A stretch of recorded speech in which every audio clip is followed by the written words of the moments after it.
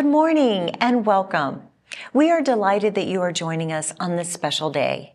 Today, we honor and celebrate those who have most recently become a member of our beloved faith community. Have you been thinking about becoming a member? We hope so and invite you to participate in the summer sessions of Pathway to Membership. It's a wonderful way to get to know others in the congregation, learn more about how our congregation works, and find ways to become active and engaged. For more information, please contact me at tlewis@unitytemple.org or 708-848-6225 extension 102. I look forward to hearing from you and assisting you along your membership journey. And now, we hope you enjoy the service.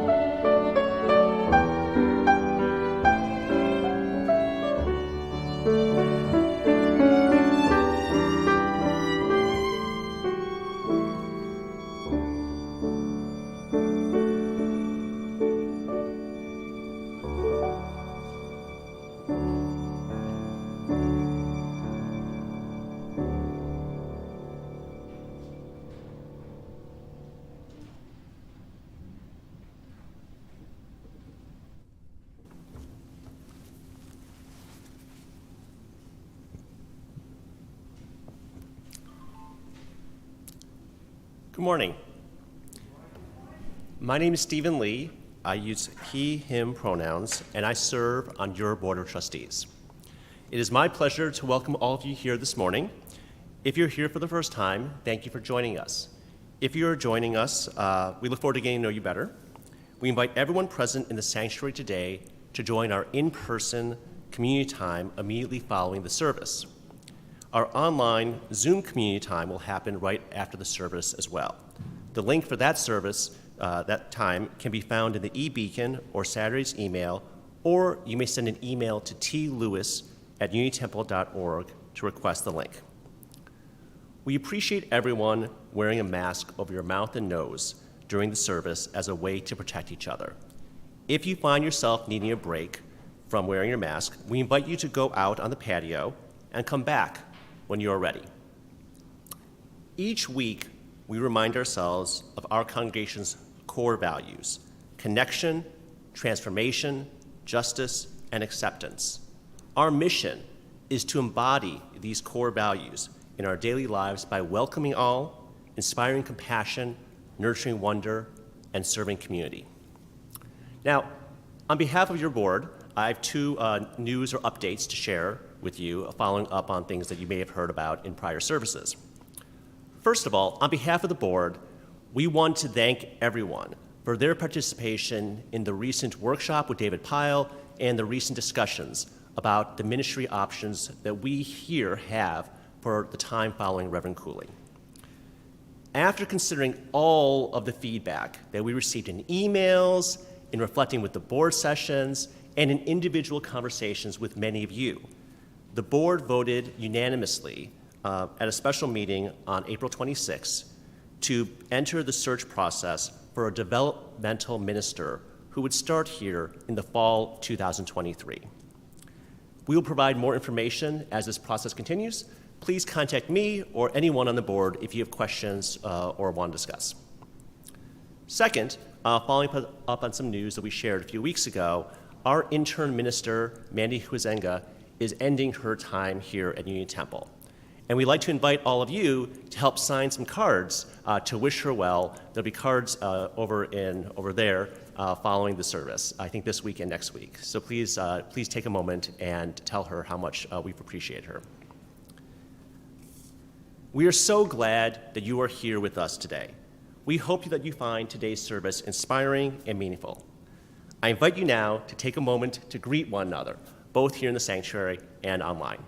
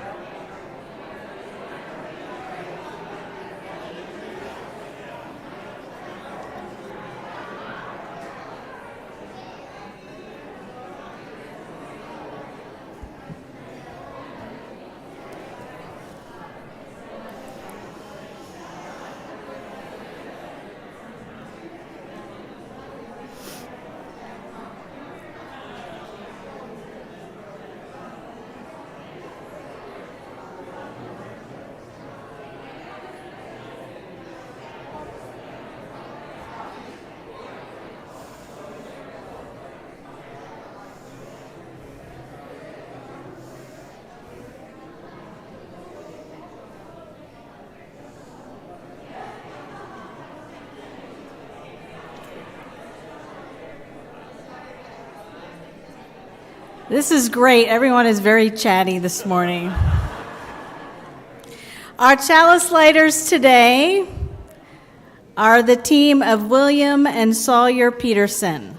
They both like Minecraft and Pokemon, and Sawyer also likes chess. We are Unitarian Universalists.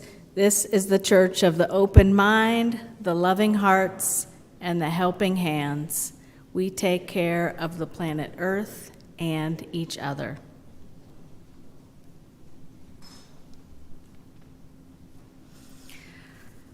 Our call to worship is from my friend and colleague, the Reverend Burton Carley. We gather on this Sabbath morn to worship in spirit and truth, to raise a joyful noise to the eternal mystery, to reconfirm our covenant, to seek wisdom and love, to strengthen our commitment to the common good. We come from many paths to explore that which is hidden, to consider the ways of our hearts, to confess how we have stumbled, to heal what is broken. We assemble in the effort to quicken our compassion and mercy, to deepen our understanding, to renew our courage, to remember who we are. Thus do we celebrate the grace and gift of life and practice our faith to the greater glory of the Spirit. Whoever you are, wherever you are on your life journey, wherever you are in the world, you are welcome here. Come, let us worship together.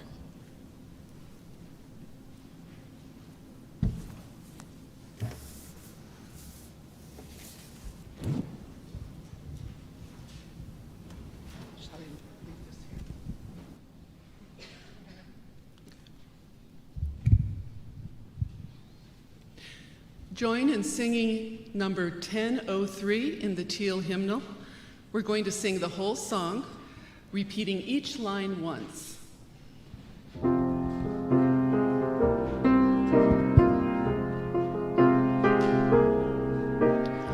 Where do we come from?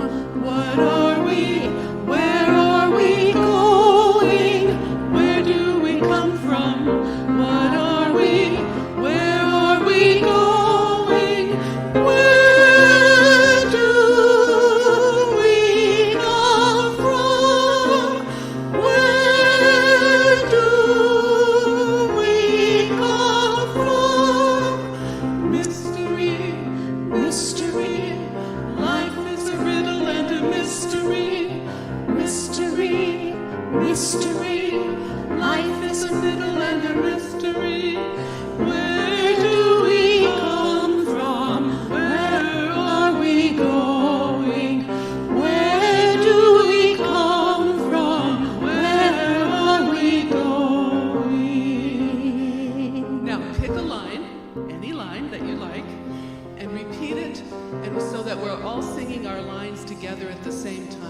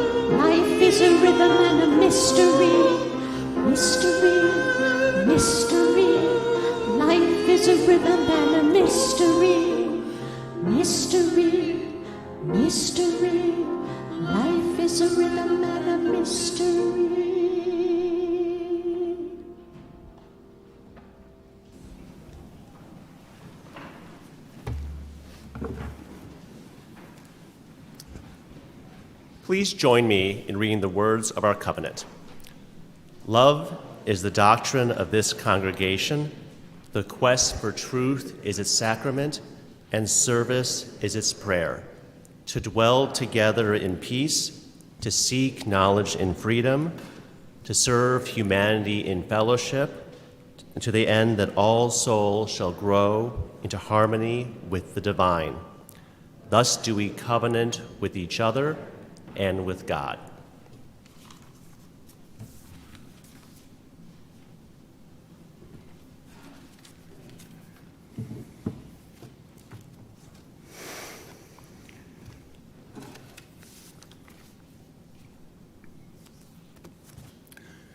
Good morning. I'm Jay Peterson, one of the pastoral associates for our congregation. Holding each other is a time to pause, to share, and to reflect on those moments that have especially touched our lives and moved our spirits throughout the past week. We companion each other with compassion. We sit with one another in times of sorrow and joy. To share something that has touched your life throughout the week, you can email Pastoral Associates at unitytemple.org anytime during the week and through Friday evening, although that's not a deadline, but it just makes things smoother if you already know. Please do that. Please do so. A milestone that was shared this week is from Diana Coates. She's been visiting her daughter, Shauna, in Ireland. And while there this past week, she took a fall, and from the fall, she got a concussion, and she fractured a lumbar vertebra. So now she's on pain meds, and she's in a clamshell restraint device that has to remain on for 6 weeks. And it's good to hear that she has not lost her sense of humor. She says, "I can't bathe for 6 weeks. The dogs are going to love me." But she says that her daughter and that her 2 granddaughters are great caregivers, and that her daughter's friends are dropping by and bringing flowers, bringing American candy, bringing soup, bringing bread, and so she feels well taken care of. She's open to communication, but phone and text is difficult, so you must communicate by email or WhatsApp. And both her phone number and her email are on our member directory in Realm. So you can contact her there.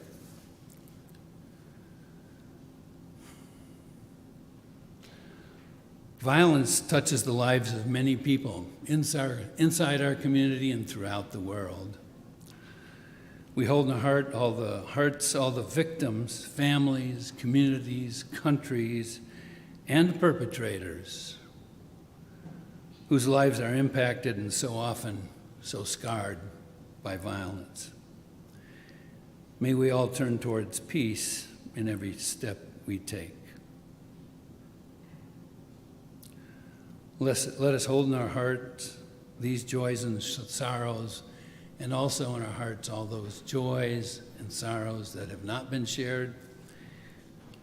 Be an opening for listening and sharing throughout the days and the weeks ahead. From Tara Brach's book, Radical Compassion, a great book. The very last words in the book read, "Finally, remember that even when our lives seem most lonely, we're never on this path alone. We can't and don't awaken or suffer by ourselves. We are inextricably embedded in this web of living beings, always connected, always influencing each other, needing each other to mirror our goodness and to remind us of our inherent potential." As we close, I invite you to imagine a world where we humans see and trust and revere the gold within all beings. Imagine how we'd help each other, live true to ourselves, how we would comfort and accompany one another, how we'd celebrate and create beauty together, how we'd awaken together and bring our collective care to our earth and to all beings everywhere. We sow the seeds of radical compassion when we pause and say yes to what's here, when we turn towards love and rest in awareness. This cultivates the presence that guides us in living from compassion and living true to our awakened heart. May we continue to create a world we believe in together, and may the blessings of loving awareness extend endlessly in all directions. Tara Brach, Radical Compassion.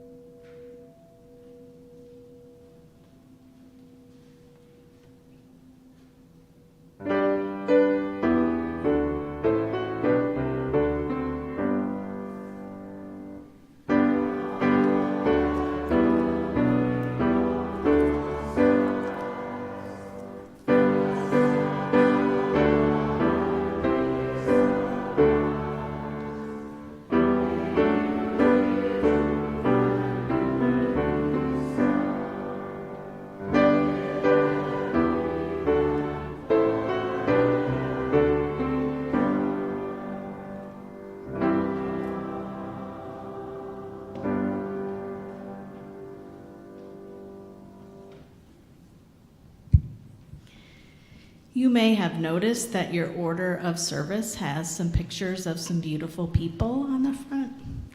And these are new members that we are welcoming in a ceremony today at Unity Temple. So I invite you to see those pictures, and there's a little bit of information about each one of them on the back. And in a moment, you're going to be invited to participate in a responsive reading to welcome them. Part of our ceremony is inviting some of the people that help pave the way to membership. Stephen Lee is our board secretary representing the board today. Tina Lewis, our director of engagement and membership. And membership committee members John Fry, Jeff Liebert, Aaron McKinney, Dee Dee Reed are all invited to come down here. And now we invite our new members forward. Ellie Dumaroff, Courtney Fontaine, Maureen Gorman, Kristen Trusk, Kate and Noel Widener, Jim Weiss, and John and Ann Sandy and Lori Cashman are unable to be with us today, but we celebrate them nonetheless.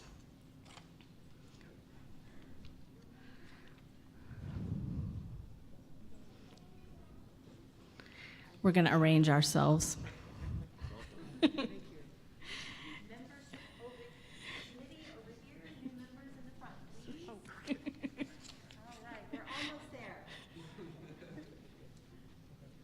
See, we did it. Okay, I invite you to turn to your responsive reading. Stephen Lee's going to lead us. All right, please join me. The words are in the service. We, the members of Unity Temple Unitarian Universalist Congregation, celebrate and welcome you to our shared religious journey.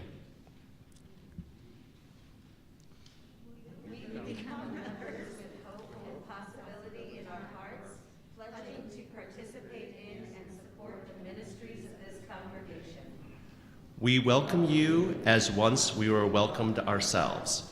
We seek to be open and inclusive, respecting your inherent dignity, your ideas, and your vision.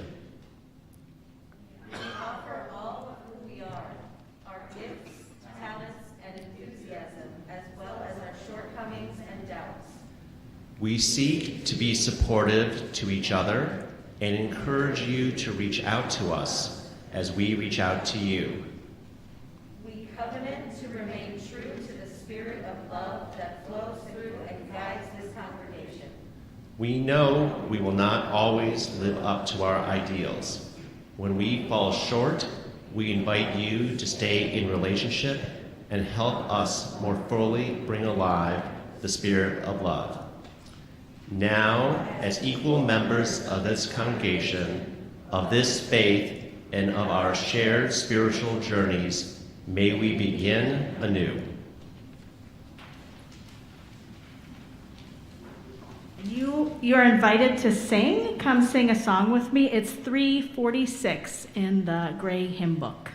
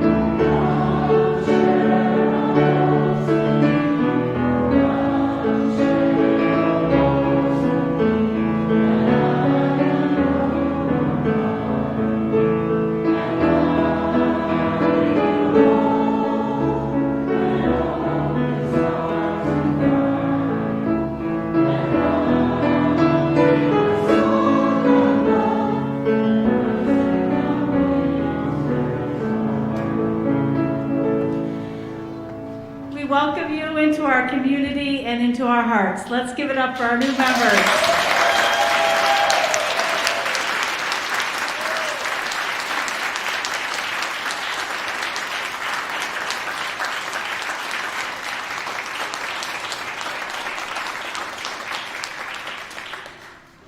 And we invite our young people to make their way to Unity House.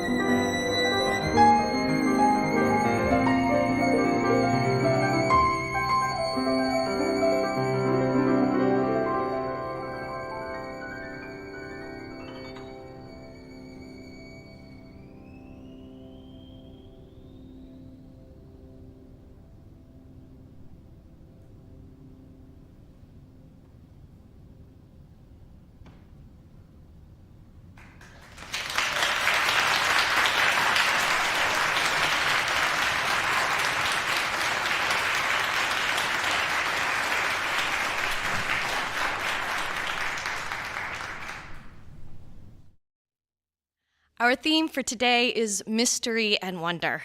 And what a fitting theme it is. Since I cannot be with you live, I am grateful for the wonder of technology that is allowing me to be with you virtually. This would not have been possible just a few short years ago. I'd like to start today with a story that is from the UU curriculum entitled Tapestry of Faith. The story goes like this. One day, a religious man approached a mystic and asked, "Does God exist?" "Allow me to go within for the answer," the mystic replied. After meditating for quite some time, she answered, "I do not know what you mean by the word God, but I do know that this world is more mysterious and more wonderful than I could ever imagine. I know that you and I are a part of something that is so much larger than our own lives. Perhaps this something larger is what you seek." Then the religious man approached a scientist. "Does God exist?" he asked. "Let me think," the scientist replied. She thought about the vastness of the universe, 156 billion light years in diameter, and the most immeasurable smallness of a quark. She thought about how the energy of the Big Bang fuels the beating of her own heart. And then she answered, "I do not know what you mean by the word God. But I do know that this world is more mysterious and more wonderful than I could ever imagine. I know that you are a part of something so much larger than our own lives. Perhaps this something larger is what you seek." The religious man then thought to himself. He thought about what he knows and what he does not know. He thought about what he knows, and how he knows what he doesn't know. He thought about his experience of the world and how it is but one tiny infinitesimal fraction of all experience. He thought about his dependence on forces larger than himself, and he thought about all the interdependence of all existence. He experienced wonder, and he pondered mystery. And then he knew. He knew in his soul the truth of what the mystic and the scientist said, that he is part of something so much larger than his own life. And then, and only then, did he think about what he'd call it. This story is one of my favorites. How often do we take a label or a name and then try to define it? How much better is it to sometimes go in the other direction, to start with wondering and curiosity, and then, only after we have pondered and searched, to try and find a name. Some call it mystery or wonder, and others call it God.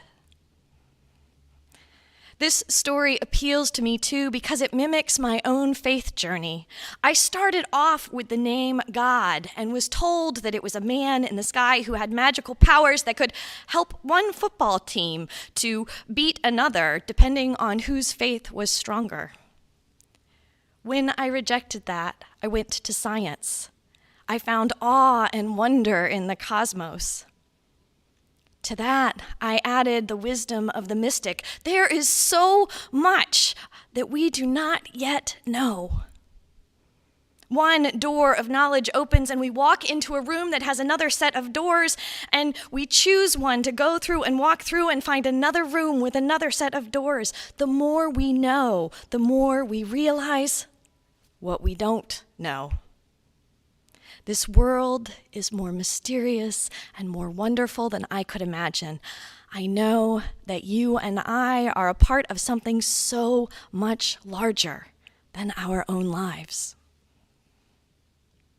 Today, whenever you hear me use the word God, know that this mystery and wonder is what I'm addressing.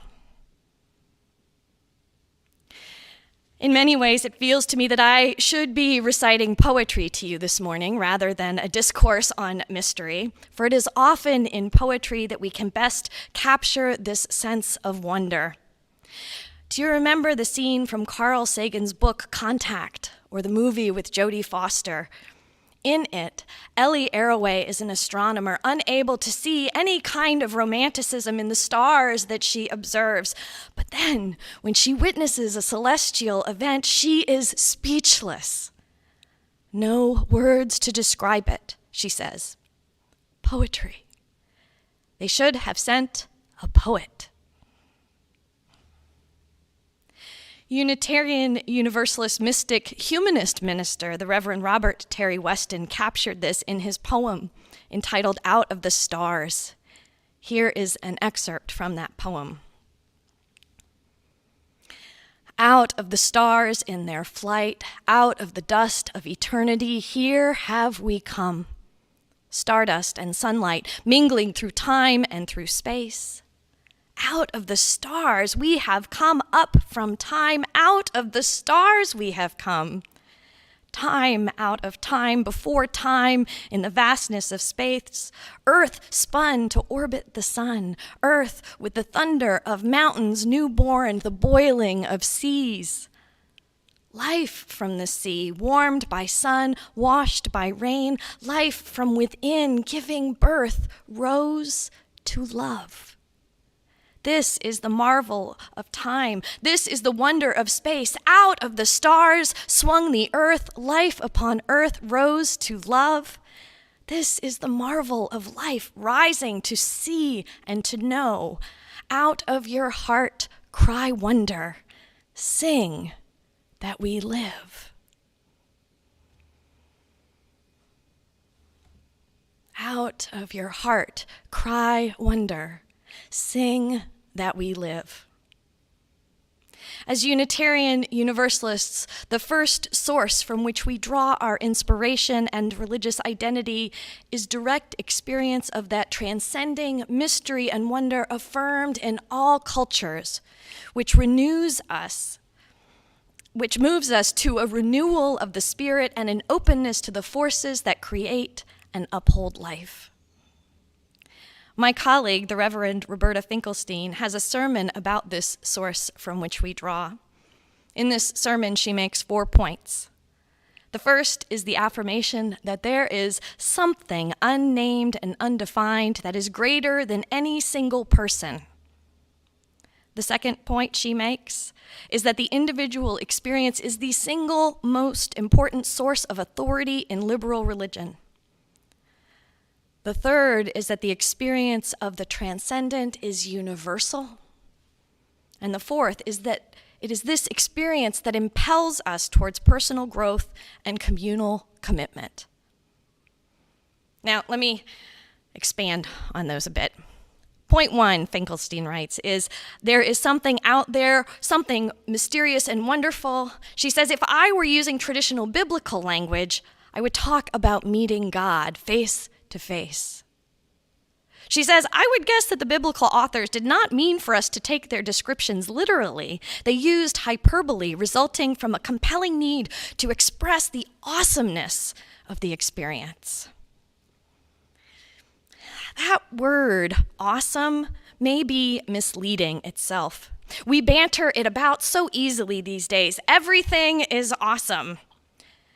To overuse this word in such a way has taken its power from it. But there are some things that are just beyond words, things that inspire us to be tongue-tied, that are beyond our capability to understand, that inspire in us this breathtaking sense of awe. That is the experience these biblical authors were trying to convey. But many of us are not inclined to talk about meeting God face to face.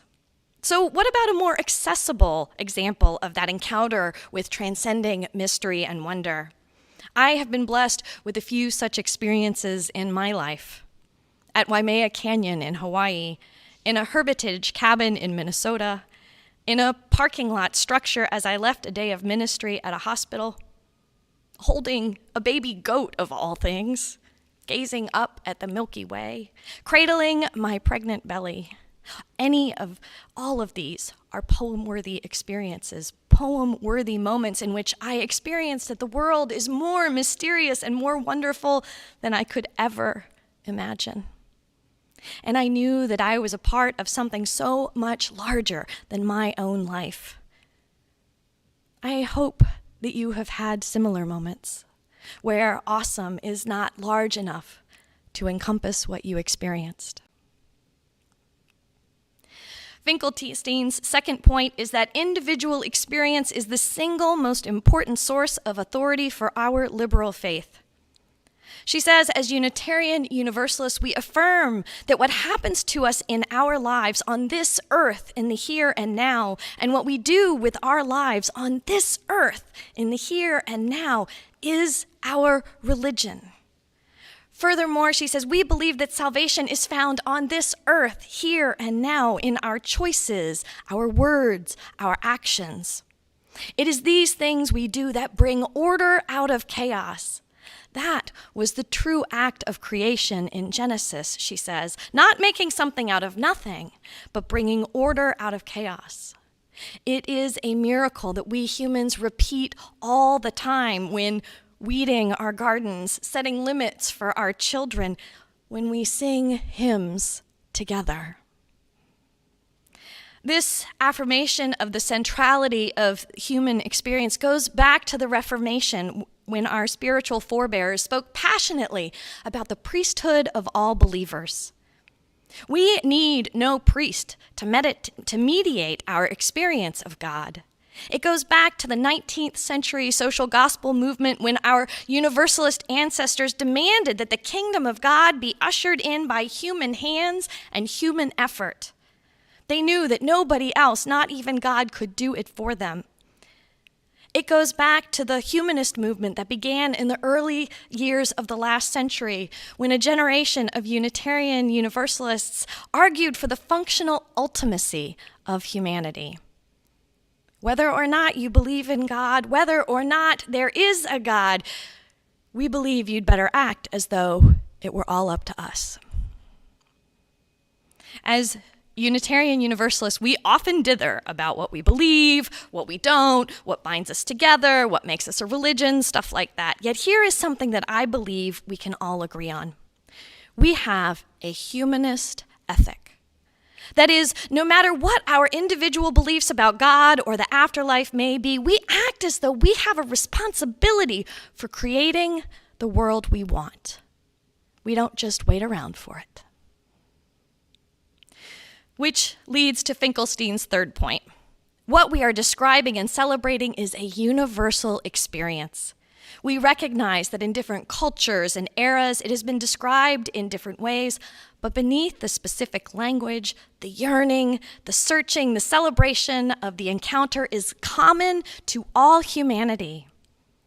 Rabindranath Tagore, 19th century Hindu poet and philosopher, sums up the universal experience of connectedness this way. The same stream of life that runs through my veins night and day runs through the world and dances in rhythmic measures. It is the same life that shoots in joy through the dust of the earth in numberless blades of grass and breaks into tumultuous waves of leaves and flowers. It is the same life that is rocked in the ocean cradle of birth and death, in ebb and in flow. The theme of the universality of the human religious experience runs through so much of our Unitarian Universalist writing. It is a theme that we return to again and again. But when we find ourselves othering someone or some group, when we find ourselves dehumanizing them in this way, part of what we are doing is taking away their capacity for transcendent experience. We give up hope. They will never change. There is nothing that can make them change. This first source from which we draw inspiration and belief shows us that this type of hopelessness does not fit with our faith tradition. Each of us is capable of this transcendent experience common to all humanity. Each of us is capable of being moved by it, changed by it at any time, and each of us is all of us. Which brings us finally to the fourth point Finkelstein makes, that when we do experience an encounter with transcending mystery and wonder, we are changed by it. UU theologian James Luther Adams reminds us that revelation is continuous, and it is our religious obligation to be continuously open to new ways of seeing and hearing and loving our world. Our human experience is of religious value when we are moved by it. And what are we moved towards? We are moved toward a renewal of the Spirit. The Spirit, depending on where you are on the theological spectrum, can mean the laws of nature, the process of growth and evolution, the tendency of the human beings to long for the actualization of freedom, justice, and compassion. Like the Taoist, we may understand it to be like running water. Like the Sufi, we may understand it to be the breath of the world. Like the Hindu, we may understand it to be the radiant sun among the light givers. Renewal of the Spirit is what allows us to go on living. It is what empowers us to work for change against great odds, to be hopeful, to be optimistic. It is what draws us into religious community, impels us to take a stand, throw in our lot with the forces that create and uphold life. Those forces may be conceived of natural, supernatural, transnatural. They may be what Theodore Parker had in mind when he said that the moral arc of the universe is long, but from what he can see, it bends towards justice. Mystery. Mystery. Life is a riddle and a mystery. And we affirm that mystery. We are inspired by the direct experience of that transcending mystery and wonder affirmed in all cultures, which moves us to a renewal of the Spirit and an openness to the forces that create and uphold life. This is a rich statement of spiritual experience, of our capacity to take awe-inspiring mystery and seek to understand it, but even if we cannot understand it, to appreciate it and let it change us. How does one address mystery? Out of your heart, cry wonder. Sing that we live. And then say amen. blessed be.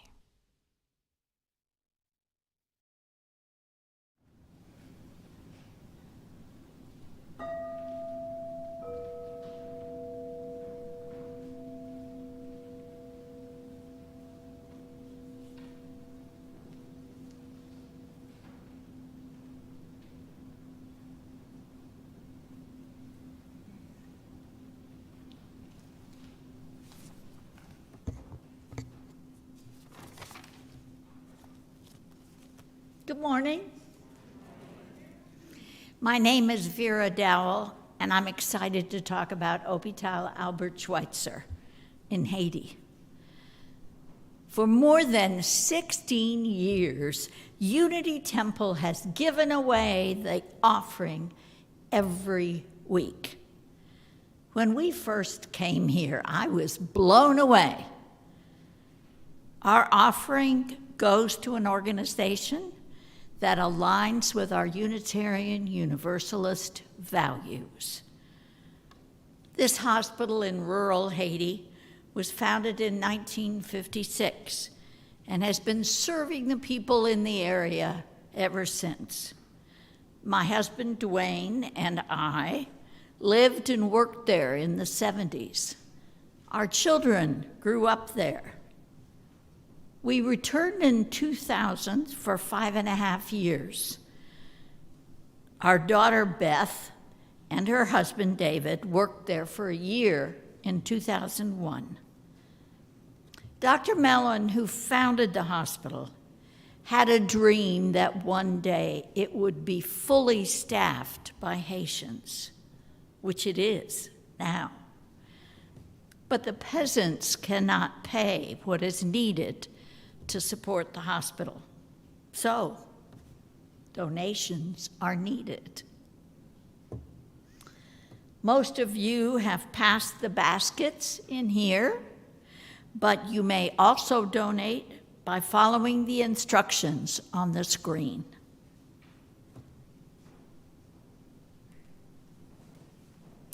Thank you. May what you give bring you joy.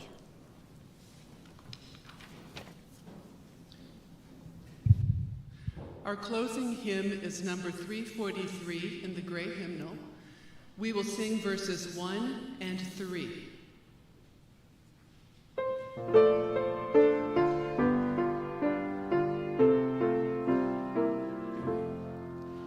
A fire may stand a planet, a crystal and a cell, a starfish and a saurian, and caves where ancients dwelt.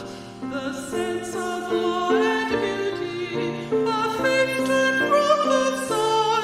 Some call it evolution, and others call it God. Like tides on crescent sea beach, when moons are new and thin, into our hearts' high yearnings come welling, surging in. Come from the mystic oceans, whose rim no foot has trod. Some people call it longing, and others call it God.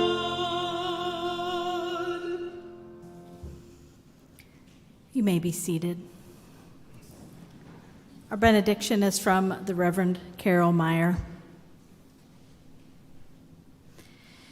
May we open ourselves ever more fully to that eternal mystery which lures us onward toward life and creativity. May we find the courage to live our faith, speak our truth, and to strive together for a world where freedom abounds and justice truly does roll down like water. May we know the fullness of love without fear and the serenity of peace without turmoil.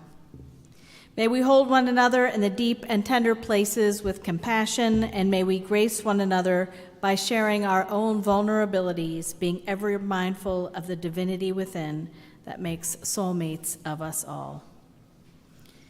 I invite you to join with me in the words of our chalice extinguishing. Carry the flame of peace and love until we meet again.